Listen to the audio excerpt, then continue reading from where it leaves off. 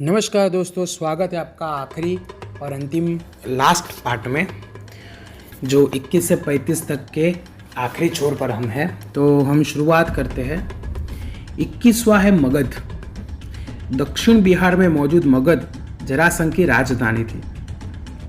जरासंध की दो पुत्रियां अस्ति और प्राप्ति का विवाह कंस से हुआ था।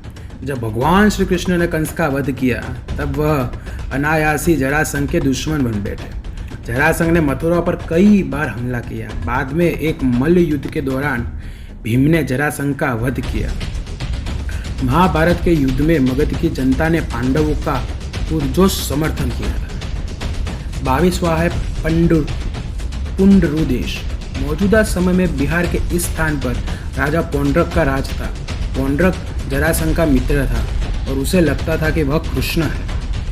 उसने न केवल कृष्ण का वेश धारण किया था, बल्कि उसे वासुदेव और पुरुषोत्तम कहलवाना पसंद था। द्रौपदी के स्वयंवर में वह भी मौजूद था। कृष्ण से उसकी दुश्मनी जग जाहिर थी।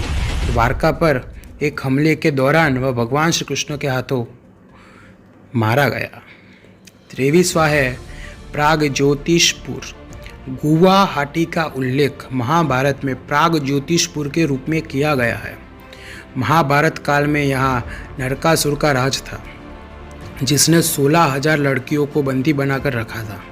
बाद में श्री कृष्ण ने नरकासुर का वध किया और सभी 16,000 लड़कियों को वहाँ से छुड़वाकर द्वारका लाए। उन्होंने सभी से बाद में विवाह भी किया। मान्यता है कि यहाँ से प्रसिद्ध कामाख्या देवी मंदिर को नरकासुर ने ही बनवाया था। 24वां है कामाख्या। गुवाहाटी से करीब 10 किलोमीटर की दूरी पर स्थित कामाख्या एक प्रसिद्ध शक्तिपीठ है। भागवत पुराण के मुताबिक जब भगवान शिव सती के मृत शरीर को लेकर बदहवास इधर उधर भाग रहे थे, तभी भगवान विष्णु ने अपने सुदर्शन चक्र से सती के मृत शरीर को कई टुकड़े कर दिए। इसका आशय यह था कि भगवान शिव को सती के मृत शरीर के भार से मुक्ति मिल जाए। सती के अंगों के 51 टुकड़े जगह जगह गिरे और बाद में ये स्थान शक्तिपीठ बने। कामाख्या भी उन्हीं शक्तिपीठों में से एक है। 25वां है मणिपुर। नागालैंड, असम, मिजोरम और वर्मा से घिरा हुआ मणिपुर महाभारत काल से भी पुराना है। मणिपुर के राजा चित्रवाहन की पुत्री चित्रांगदा का विवाह अर्जुन के साथ हुआ था। इस विवाह से एक पुत्र का जन्म हुआ था, जिसका नाम था बभ्रुवाहन। राजा चित्रवाहन की मृत्यु के बाद बभ्रुवाहन को यहाँ का राजपाट दिया गया। बभ्रुवाहन ने युधिष्ठिर द्वारा आयोजित किए गए राजसूय यज्ञ में भाग लिया था। 26वां है सिंधु देश। सिंधु देश का तात्पर्य प्राचीन सिंधु सभ्यता से ही है। यह स्थान न केवल अपनी कला और साहित्य के लिए विख्यात था, बल्कि वाणिज्य और व्यापार के लिए भी यह अग्रणी स्थान था। यहाँ के राजा जयद्रथ का विवाह धृतराष्ट्र की पुत्री दुश्शला के साथ हुआ था। महाभारत के युद्ध के दौरान जयद्रथ ने कौरवों का साथ दिया था और चक्रव्यूह में अभिमन्यु की मौत में उसका सबसे बड़ा हाथ था, उसकी सबसे बड़ी भूमिका थी। 27वां है मत्स्य देश।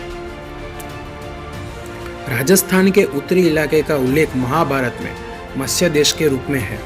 इसकी राजधानी थी विराट नगरी। अज्ञातवास के दौरान पांडव वेश बदलकर राजा विराट के सेवक बनकर रहे थे। यहाँ राजा विराट के सेनापति और साले कीचक ने द्रौपदी पर बुरी नजर डाली थी। बाद में भीम ने उसका वध कर दिया। अर्जुन के पुत्र अभिमन्यु का विवाह राजा विराट की पुत्री उत्तरा के साथ हुआ था। उसके बाद आता है मुचकुंद तीर्थ। यह स्थान धौलपुर राजस्थान में है। मथुरा पर जीत हंसपुत्र बर्बरी की कहानी महाभारत में विस्तार से दी गई है। और उसके बाद आता है द्वारिका। 30वां है द्वारका। माना जाता है कि गुजरात के पश्चिमी तट पर स्थित यह स्थान कालांतर में समुद्र में समा गया। कथाओं के मुताबिक जरासंध के बार के हमलों से यदुवंशियों को बचाने के लिए श्री कृष्ण ने मथुरा से अपनी राजधानी स्थानांतरित कर द्वारका ले गए थे। 31वां है प्रभास, जिसको आज हम प्रभास पाटन भी कहते हैं।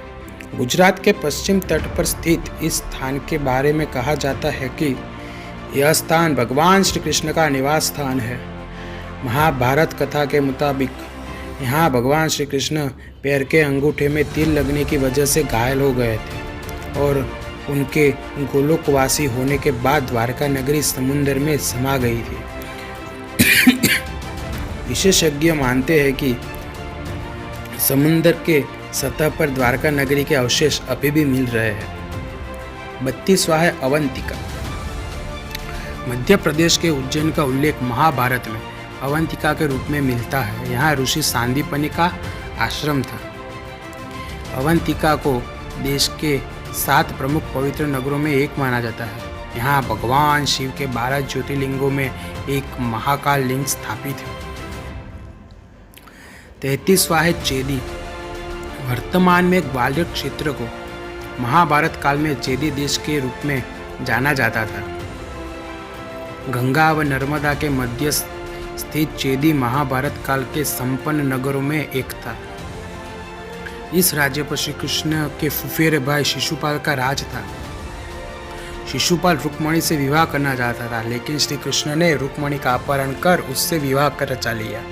इस घटना की वजह से शिशुपाल और श्री कृष्ण के बीच संबंध खराब हो गए। युधिष्ठिर के राजसूय यज्ञ के समय चेदी नरेश शिशुपाल को भी आमंत्रित किया गया था। शिशुपाल ने यहाँ कृष्ण को बुरा भला कहा तो कृष्ण ने सुदर्शन चक्र से उसका गला काट दिया। महाभारत की कथा के मुताबिक दुश्मनी की बात सामने आने पर श्री कृष्ण की बुआ उनसे शिशुपाल को अभयदान देने की गुजारिश की थी। इस पर श्री कृष्ण ने बुआ से कहा था कि वह शिशुपाल के 100 अपराधों को माफ़ कर दे, लेकिन 101वीं गलती पर माफ़ नहीं करेंगे।